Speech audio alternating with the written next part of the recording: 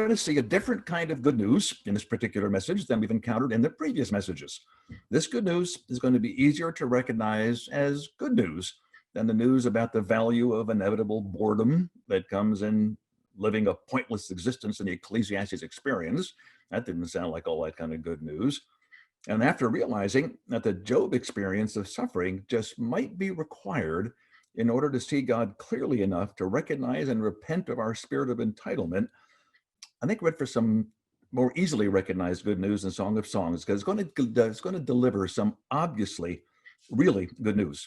This book, The Song of Songs, that's our topic for tonight, this book paints a picture of the one-of-a-kind relationship that we human beings as Christians can enjoy with Jesus, a relationship that somehow develops as we embrace and move through boredom and suffering.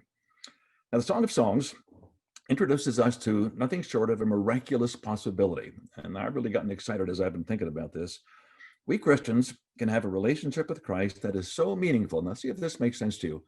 We can have a relationship with Christ that is so meaningful and satisfying, even when computers don't work very well, that it overwhelms pointless boredom with passionate purpose. And not only that, but a relationship with Jesus that is so full of the power of love, of divine love, it's available that we can transform our experience of suffering into an opportunity to draw even closer to the heart of God. And that's good news, only if drawing closer to God is what we most want as we live in this troubled, disappointing world. So, as we look into Solomon's love song, I really hope that we can feel the warmth of its message, but I'm immature enough to grumpily wonder why it's necessary to endure both Ecclesiastes and Job in order to enjoy the relationship with Jesus that I was created to experience. Why the boredom? Why the suffering? It seems to me, shouldn't morning devotions and regular church attendance be enough, along with personal Bible study and small group fellowship and a moral and generous lifestyle and the frequent practice of spiritual disciplines? Shouldn't that be enough to get us into the depths of our relationship with Christ? Those are good things to do, of course. I'm commending them. But maybe there's more required. Maybe some Ecclesiastes experiences are required and some Job experiences are required in order to enter as fully as possible into the relationship we have with Christ. Now, there are times, I'm sure you've experienced this, I certainly do, that it can seem that agreeing with the messages of Ecclesiastes and Job seems to get in the way of the joy of walking through life with Jesus. And I need to confess this, that my last few weeks of constantly thinking about Ecclesiastes and Job has, in some way that I'm not very happy about, blurred my appreciation of God's goodness. If God is both good and powerful, and we all believe that he is, then why must I so often struggle with emptiness and pain? Now, there's some other reading that I've been doing these last couple of weeks has put me further off track from gladly trusting God to always be doing me good, even when I'm bored out of my mind and suffering deeply. I've been reading two historical novels about the Nazis during World War II that graphically describes the atrocities that Hitler's people were bringing to the Jews. And I really lost hours of early morning sleep these past several weeks thinking about Ecclesiastes and Job and then the Nazis and putting them all together. And I felt very plagued by some very challenging questions that I wasn't happy to be asking and some ugly thoughts directed toward God. Now, here's a sample, just trying to recover a little of what I was thinking many, many mornings these past couple of weeks. Something like this I've been saying to God. God, I know that you can't stand the sight of evil. You can't stand the sight of innocent people's anguish. Now, I know when your prophet Habakkuk said something similar, God, you can't stand the sight of evil, Habakkuk then asked, well, then why, God, do you idly look at evil? And why do you remain silent when people are suffering?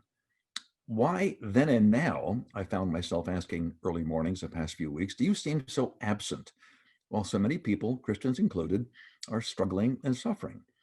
And God, you did let Job suffer for apparently a long time. It was not a day or two or three, maybe weeks, months, who knows, years. And to realize how you dealt with Job for so long, you let him suffer, 37 chapters record his suffering, it makes me wonder as I think about it, God, on my Christian journey with Jesus, it makes me wonder, what can I count on you to do when boredom drains my energy? And that's not an uncommon experience for me. And when suffering can be very hard to bear. What can I count on you to do when I'm going through Ecclesiastes and Job? Well, those questions and thoughts were stirred by my study of Ecclesiastes and Job and given impetus by the two novels that I mentioned. And are those disrespectful questions and unseemly thoughts part of the pathway into the joys of the Song of Songs experience? My answer is yes. Now let me get into it. Last Saturday evening, I completed my look into Ecclesiastes and Job, at least for the series. I'll be reading them again, I'm sure, as the years continue. But as I completed these two books, as far as thinking them through, I felt a very strange, surprising sense of hope. Sunday morning, after I spoke last Saturday night, after another bout of putting God's goodness into question, I rose, ate breakfast, and I read Solomon's Song slowly, all 8 chapters. Now, I've read the book many times before, but I never prepared myself for reading the Song of Songs by reflecting seriously and deeply on Ecclesiastes and Job. But now that I've done that, last Sunday morning, when I began to read the Song of Songs, something strange happened. I actually felt invited into a beautiful world of connection with Christ that I had not so clearly thought of before as the home of my soul. Did Ecclesiastes and Job help you see what Song of Songs is really all about? Well, now that I'm seeing that Ecclesiastes' emptiness and felt very deeply and obviously hated, it stirred a longing to press on when I'm exhausted by unsatisfied desire. And Job's suffering seemed to sharpen my awareness as I was reading Song of Solomon that more hard times lie ahead for me, but I felt a gentle, almost exciting desperation that brought into focus an outcome of suffering, including repentance of an entitled spirit, that really would make the suffering worth it. I think the Spirit was scraping away whatever would hinder me to knowing Christ better as I got into Song of Songs. Let me put it this way. Ecclesiastes and Job have awakened an inescapable but subduable thirst to know Christ that was leaving me with an acute expectancy as I read the Song of Songs. As I thought about that expectancy, I realized this: with desire for God comes discernment of the Spirit. And as a result, I really had some hope in reading the Song of Songs, maybe in a new way. I was ready to read the book of songs, the Song of Songs, as never before. And as I've spent the most of the past 7 days swimming in the Song of Songs, what's been happening, either I'm seeing what I've never seen before in this book, and that's possible. The Bible always reveals new things to you, or maybe both. I'm experiencing relational possibilities between Christ and me that had not moved me, and has now been moving me in my study of the songs. So I'm now quite convinced that Ecclesiastes and Job have provided a spirit-led pathway into the book that I now want to look into. 2 preliminary items as we begin. Solomon wrote, did you know this? Solomon wrote 1,005 poems. You can read that in 1 Kings 4, verse 32. Now, it's a good bet out of those 1,005 songs that Solomon wrote. I think it's a reasonable bet, a good bet, that the Spirit selected the very best one to be included in the Bible. And that's what we have before us in the Song of Songs. And hearing that music of this particular song that Solomon wrote, the very best one that he wrote, has to be similar to looking at the very finest painting that Rembrandt ever painted, and looking at the beauty of Rembrandt, at the beauty of Song of Songs. That's what we need to be anticipating. And that's one thing I want you to notice: the best of the 1,005 songs that Solomon wrote. But here's a second thing I want you to know. Many Bible scholars today, actually starting in the beginning of the 20th century, fairly recently, they really changed their view of Song of Songs from being an allegory of the Christ-church relationship. And many scholars, good, solid biblical evangelical scholars, now believe that Song of Songs is really a vision that God is giving us as to what marital love could actually mean, his gift of man-woman relationship and the holy bond of covenantal marriage. And that's what the Song of Songs is really all about.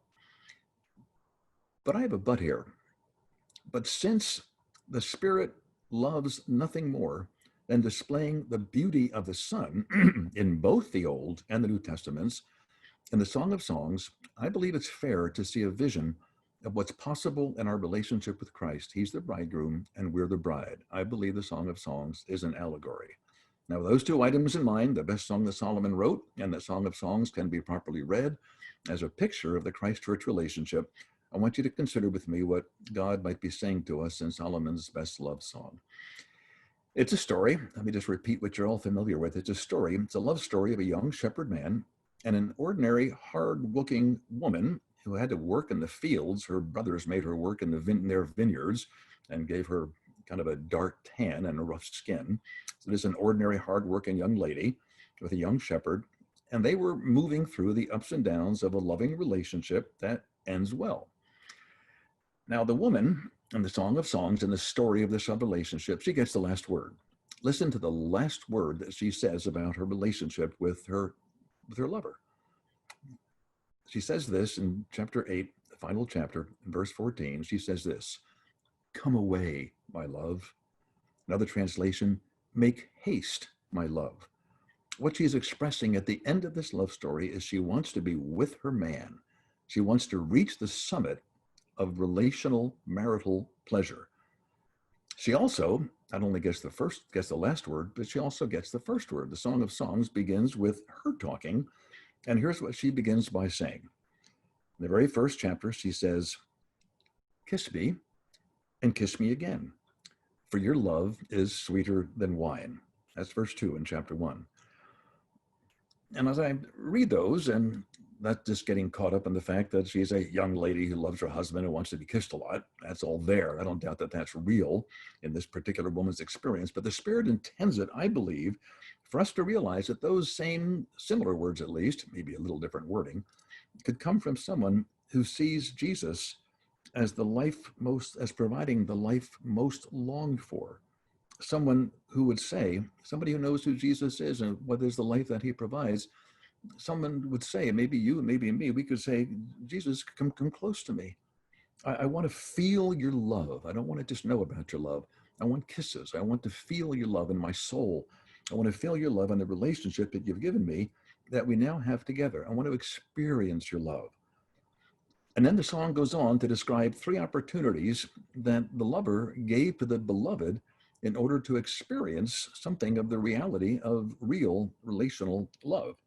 In verse 4, here's how the verse reads, and I'm quoting from the NLT typically. I steal from the ESV now and then.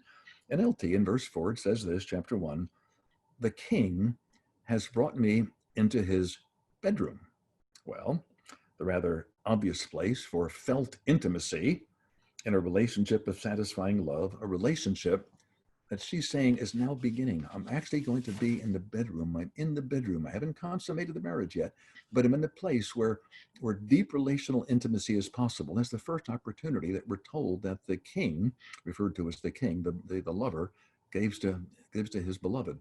And then in verse 12, the second opportunity, we read, "The king is lying on his couch." Now, if you're familiar with the way things were in ancient days, a couch was really a dining room chair.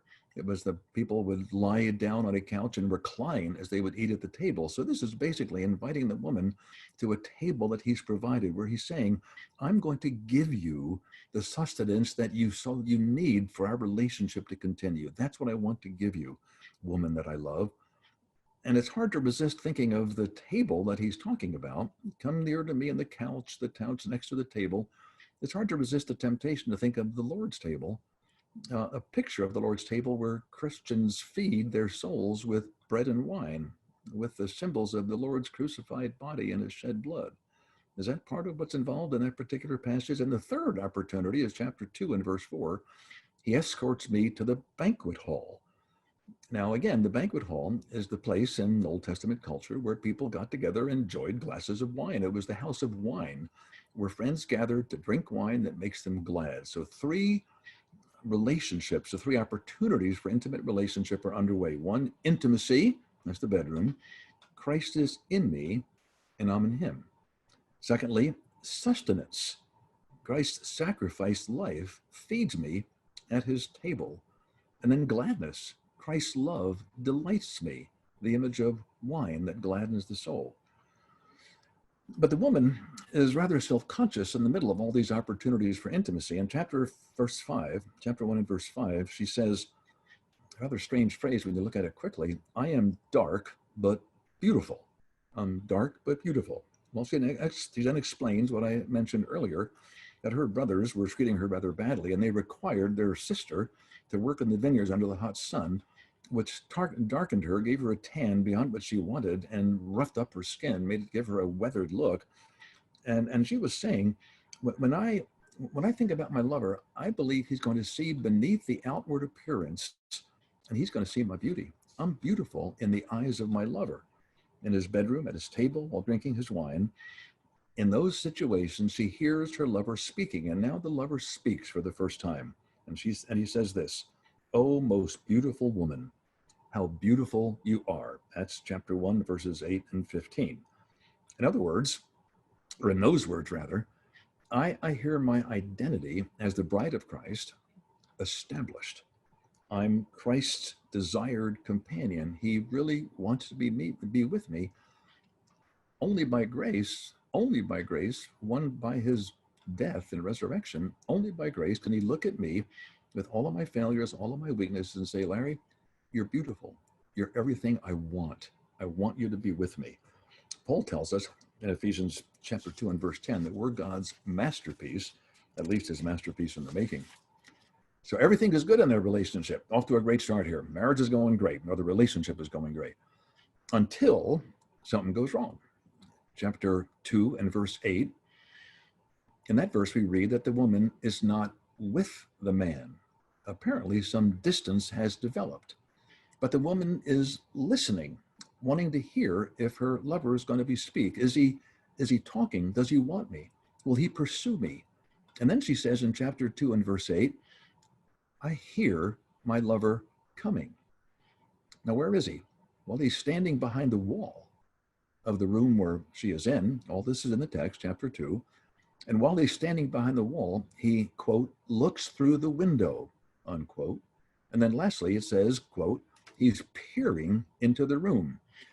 In other words, a picture of Jesus is eager to see us in a way that draws us to him, eager to catch a glimpse of the one that loves her. So can you see it in that? Can you see the Christ-church relationship? Christ actually misses us more than we miss him when we're distant for whatever reason. When we've moved away from him, he misses us. We might miss him, but not like he misses us. But why the difference? And here's where things get a little more interesting for me.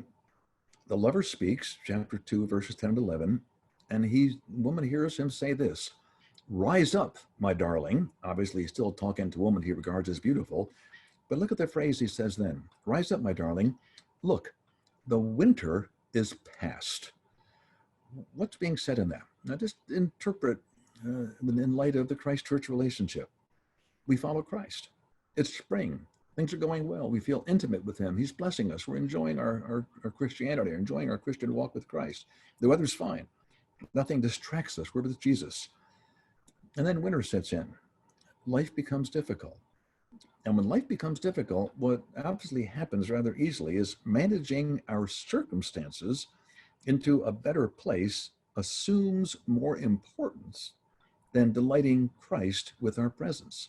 Well, I got all the bills to pay. I got to go to the doctor. I got to take care of this. I got to take care of that. I got problems with my kids. I got a problem with my friends. Things are going wrong in my life. I got to deal with all this.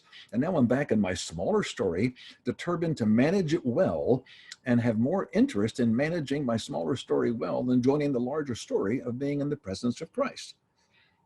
And as this woman is in that situation, the lover speaks to her. And he says this, my dove, he's referring to the woman again, all kinds of imagery in here. My love is hiding behind the rocks. Let me see your face. And then very interestingly, he says, catch all the foxes, those little foxes, before they ruin the vineyard of love. That's a quote. Catch all the foxes, the little foxes, before they ruin the vineyard of love. Chapter 2, verses 14 and 15. I see those foxes as personal difficulties in our existence, in the story of our life. We all have them. Maybe little ones that you don't even recognize as winning your priority attention, but things that are going wrong, things that that you're having to manage but aren't knowing how to manage. And what do I do with this? What do I do with that? I got a kid that's not doing well. How do I relate to him? How do I relate to her? I got her friend. We're kind of on the outs. We're not very close to each other. We got to rebuild my friendship. And that gets all of our attention. And those are the foxes. And the lover is saying, I want you to catch those foxes. I want you to see that they're in your mind, and I want you to catch them and throw them away because I want you to come back to me. I long to see you.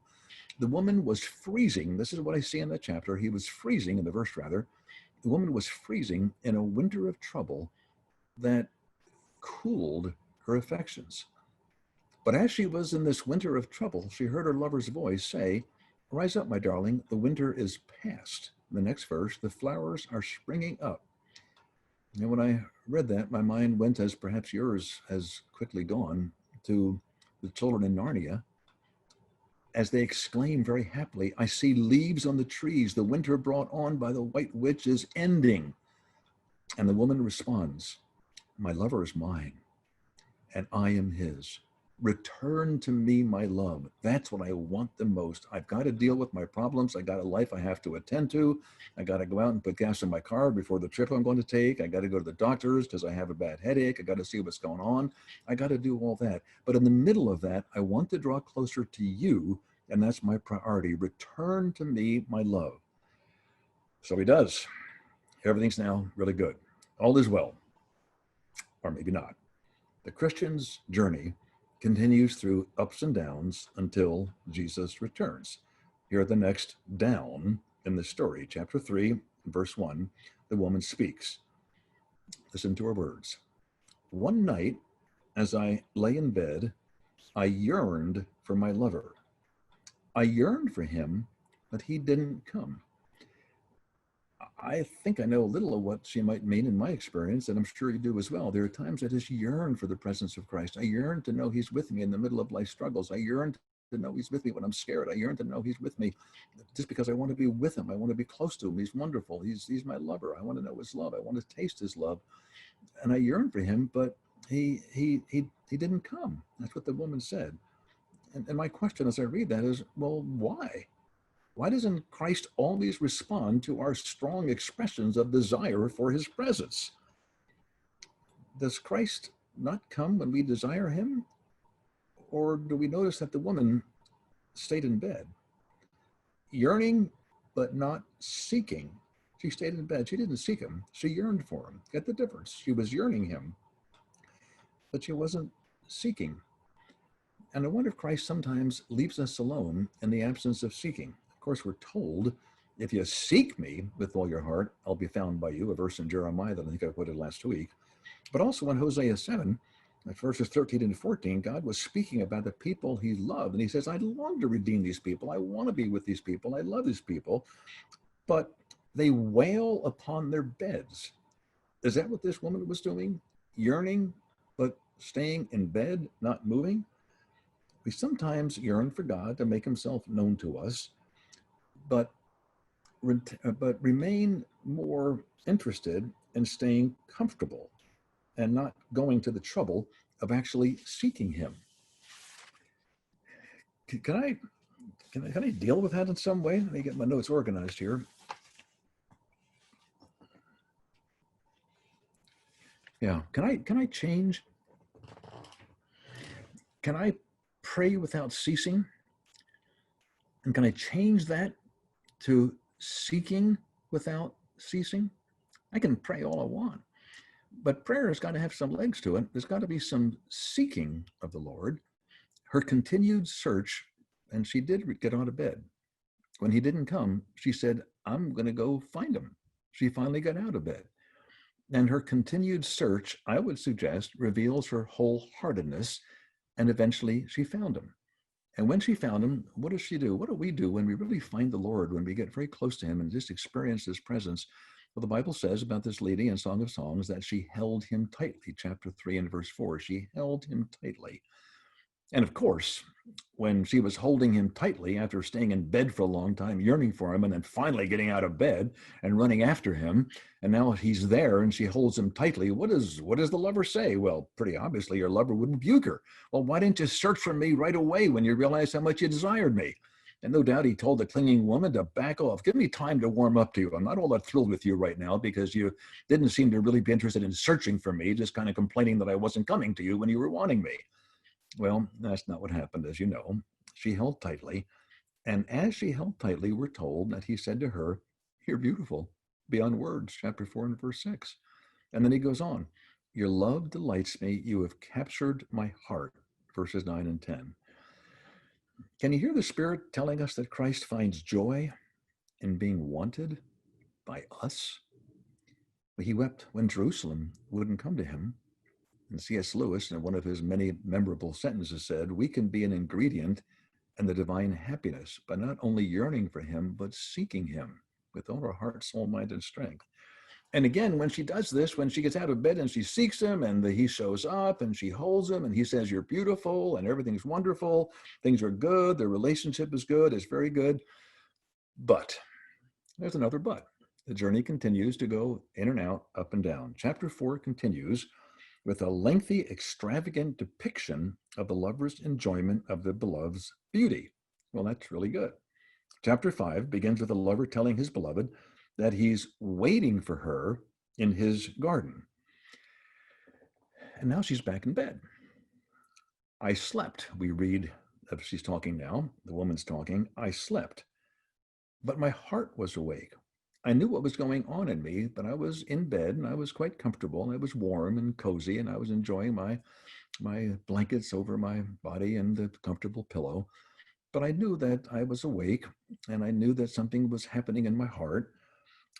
And as she was awake in her heart and lying in bed and sleeping, she heard her lover knocking. I think she's just sensing what she was experiencing as he was asleep but still awake in her heart.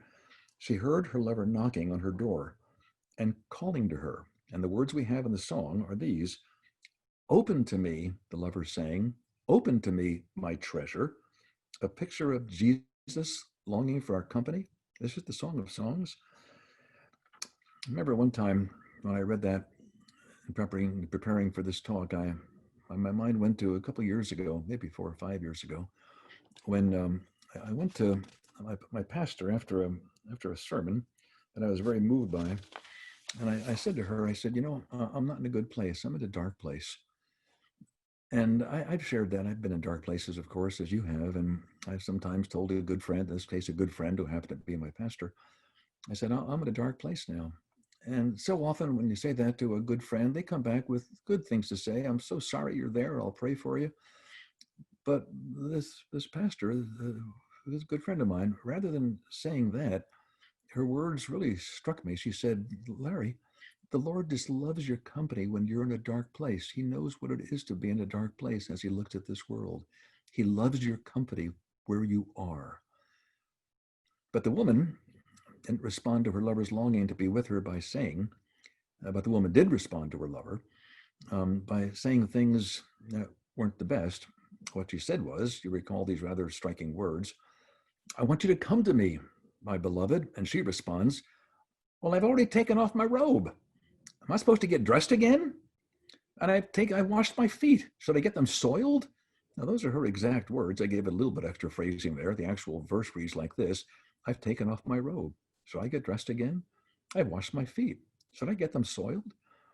Before in bed, the earlier example, she was living in the winter of life's trials, focused more on her practical challenges in her smaller story than on her yearning to be with her lover in the story he's telling.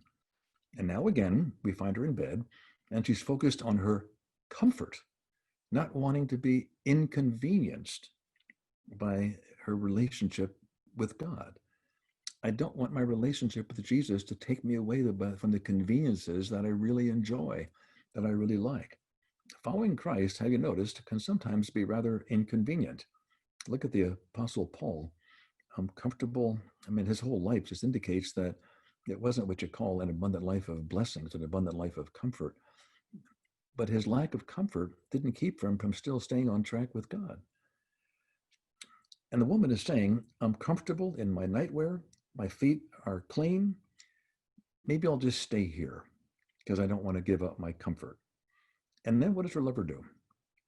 He tries to unlatch the door. Other translations indicate that his hand appeared through the door, chapter 5 and verse 4. And when she saw the intensity of her lover's desire to be with her, the woman's, and this is a quote, the woman's, quote, heart thrilled within her, chapter 5 and verse 4. She opened the door. And when she opened the door, he was gone again. Jesus, why are you so unpredictable? I thought you're never going to leave me nor forsake me, and I believe that, but I never sense your presence, and I want to. She had a heart that was thrilled within her, and she opened the door. She wanted to be with her lover, but he was gone. Why? Well, think about that. She got up, she got dressed, she got her feet all messed up with dust, I suppose. She did the right thing. But what did the lover's absence do? If you read on in the text, the lover's absence made her aware of his attractiveness to her. The absence deepened her thirst to be with the one that she found profoundly attractive. We have something similar in Isaiah chapter 45 and verse 15, where the prophet tells us, you're a God who hides himself. And now the woman searches for him again. Now she's getting all into the movement, the seeking. She searches for him again. And we read that she's reciting to herself and to others all that is beautiful in her lover.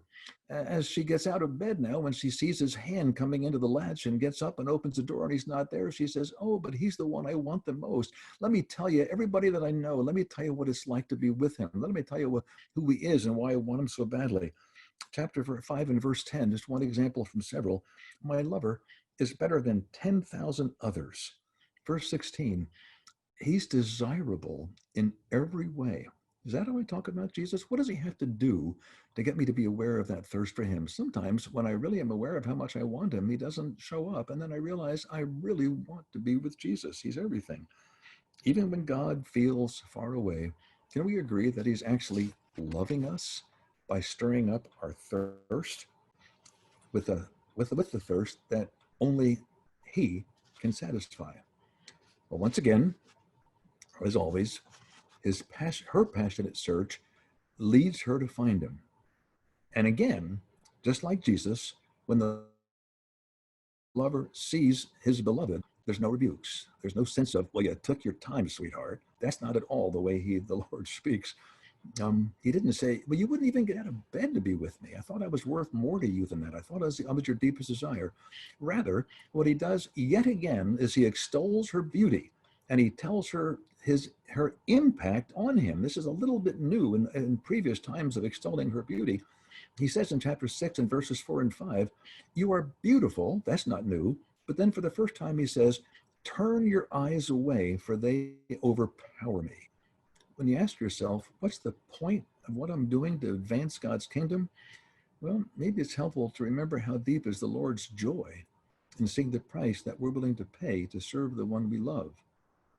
Now, more than half of chapter 7, after all that, records yet again the lover's celebration, his intoxication with his beloved's beauty.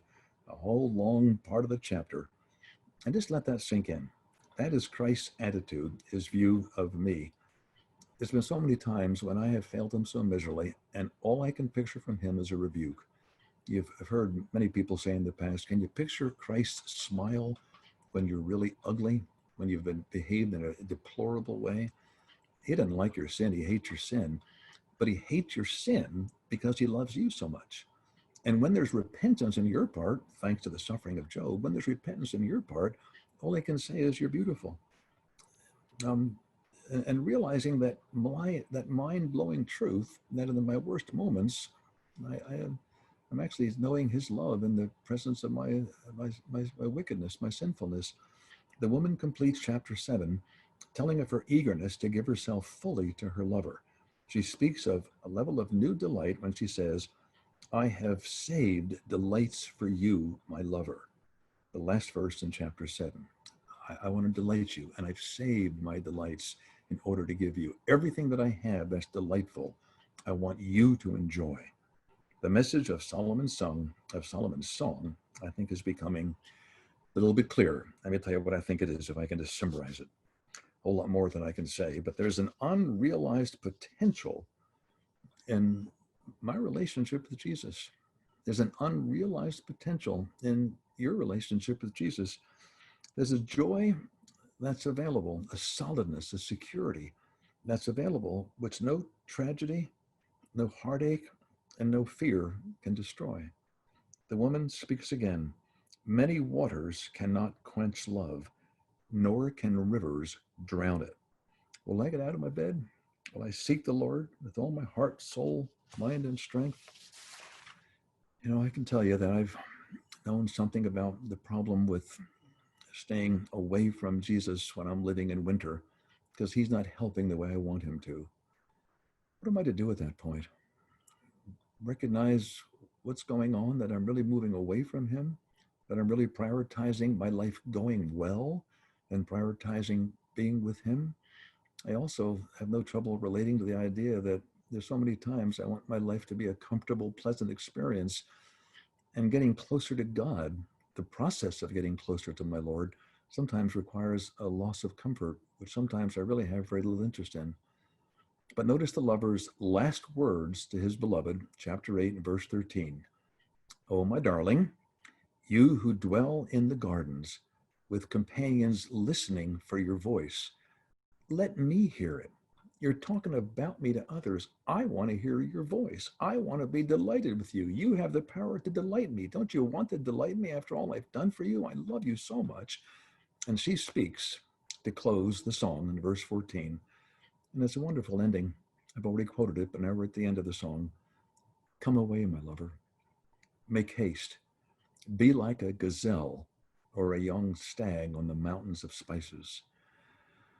And we who live with a passionate desire to be with Jesus, hear Jesus share his last word to us in the 66 love letters. So what's the last thing he says? Do you recall? His very last words that are recorded in Scripture from Jesus to us: I'm coming soon. And the last words that the beloved, me, you, once we hear the whole message of love and the whole 66 love letters of God, our response: come soon, Lord Jesus. We're to expect, I want to suggest to you as I finish up now, we're to expect more Ecclesiastes experiences of futility, boredom, and felt emptiness, and more Job experiences must be endured. We're going to wonder why God isn't providing the relief, the healing we desire. But it's then, when we move into Ecclesiastes and Job, it's then we learn what it really means to live by faith. Faith, the reality of what we hope for, but aren't fully experiencing now, but tastes. I want to be in the bedroom where there's going to be kisses. I want to be at his banqueting table. I want to be at his couch, where by the table where he feeds me with food that strengthens my soul. I want to be in the house of wine where I can find gladness. I want all those tastes now. Faith, the reality of what we hope for. Heaven, nearness to Christ. Faith, the evidence of things not seen. The larger story is unfolding.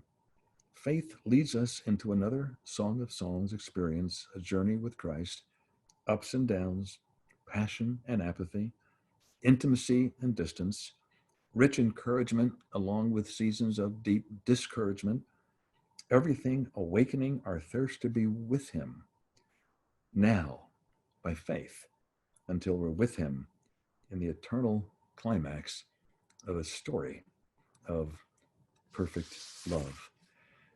As I was just rethinking before we got on here with a little computer glitch, grateful that we got that dealt with by our experts, certainly not me.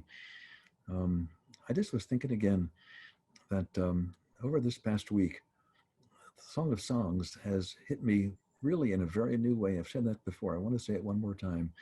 It hit me in a new way. I've been in a bit of a dark spot. I've been in a season of just feeling like I've just not been close to the Lord, and I've been moving in ways that I know don't honor him the way I want to honor him. And when I began reading the Song of Songs and I spent time in it and rehearsing my thinking about it and seeing the Lord's love for me in the middle of this ancient song, the best of Solomon's songs, something stirred in me. And I had been lying on my couch in my sunroom reading through the songs. And when I got this sense of his love for me, I was so eager to get up, grab my Bible, and just ponder it again and get to work on this message because it really has meant a lot to me. That's my study of the book of Ecclesiastes with that experience, of the book of Job with that experience, both experiences which can lead us into a deeper experience of the Song of Songs. Thanks for listening.